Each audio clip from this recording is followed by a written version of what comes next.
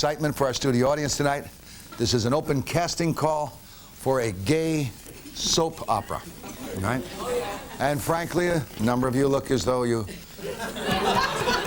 could perhaps participate. All right, how many of you watch soap operas, incidentally? How many guys here watch soap operas? Once in a while I watch. You, my precious angel, maybe very good for this show. Lots of beautiful people on these soaps rolling around in the sack, okay? There is a new soap out that's creating a lot of controversy because it's a little different. You see, it's it's a soap where the guys roll around in bed with each other. And we're going to see some of that tonight. We're going to see some of that. We'll be joined in a minute by the producer of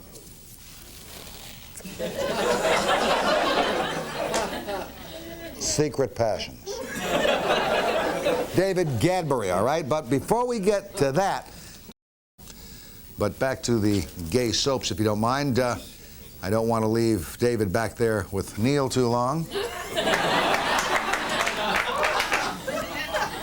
Neil, you sweet thing. When we come back, we're going to take a look at David. David's going to come out right now. Come on, David.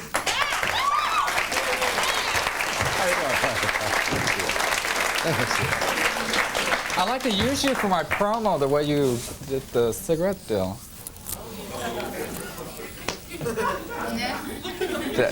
That's what we're looking for, Morton. You are such a savage.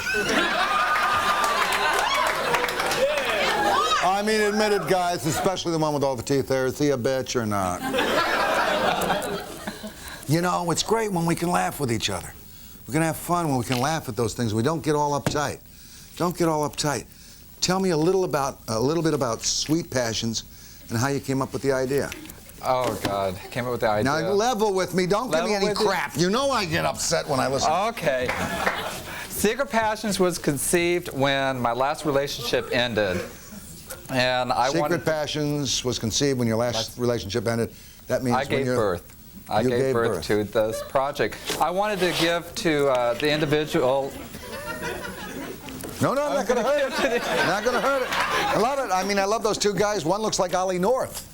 It better be the one on top because I'm on bottom.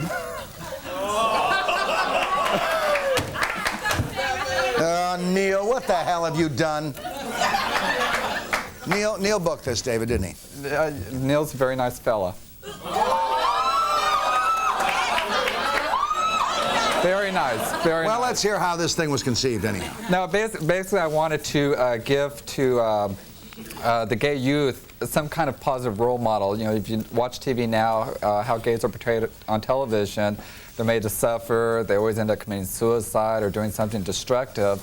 And that's not true. And I also wanted to give non-gay people... Well, it isn't in a way true because of the way society has viewed them for so long. I mean, hasn't that been a tremendous pressure? That's true. And if anybody with a common sense, if you're made to feel suffer, if you're picked on, if you're beaten, if you're murdered, if you're gay bashed, your parents throw you out of the house because you came out of the closet, you know, look at the self-esteem that you have there. Now there's an opportunity with this show to promote positive self-esteem as well as to educate non-gay people on what actually goes on in gay society. Well, All right.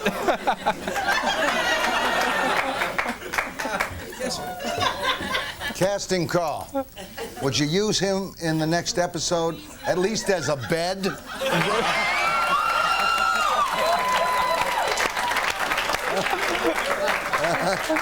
Seriously. Now let's think. Are there a lot of people out there who really want to see? How many people, straights, and I count 6, 7, 8, 9 of them. How many of you straights out there really want to see a show with two guys getting it on? It's surprising a lot of women are into this. A lot of women want to see this. A lot of women. Now, how many of you guys don't like to see two guys getting it on?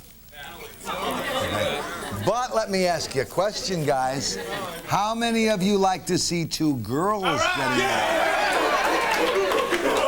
All right, now here is the double standard. That is every bit as homosexual as two guys. That's every bit. But all of us who in our lifetime have bashed gays, you know, look at that faggot walking down. Hey, pretty boy. I remember as a kid, I'm standing out in front of Road School here.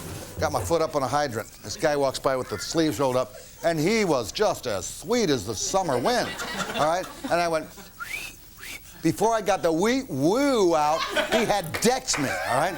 This huge son of a bitch had just knocked my teeth in. Now, guys, it is every bit as weird to want to see two girls together as it is to want to see two guys together, in my opinion. But I have to join you. I have watched films with two girls together. When we come back, will we show that film? Stay with us. All right. Great. Here we go again.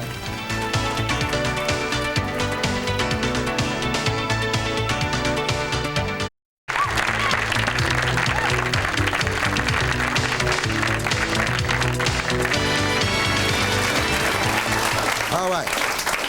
I understand that you brought along a clip of the show.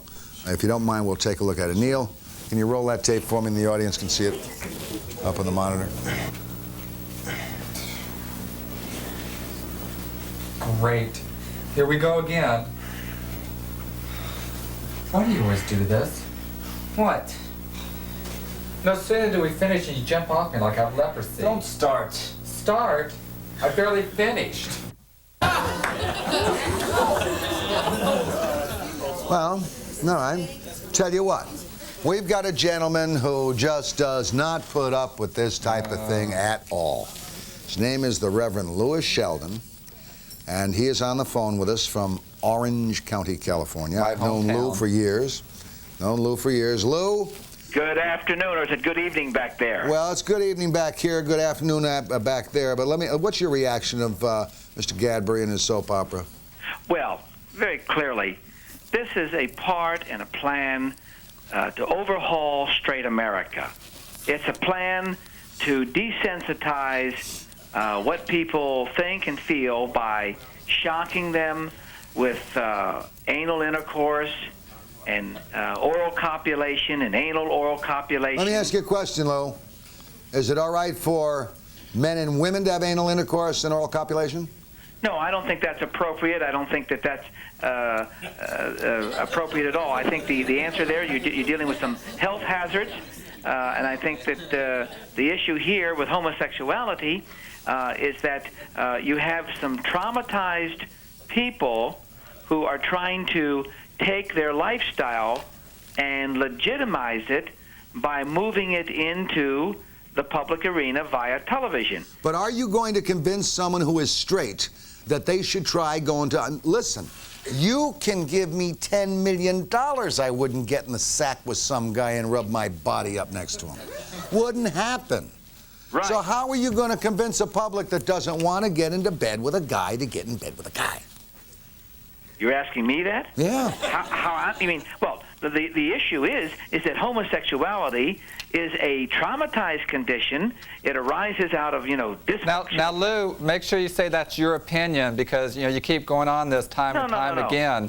Clinical psychologists clinical psychologists, the American Psychiatric Association in '78 said that homosexuality is a normal behavior and it's not considered sick.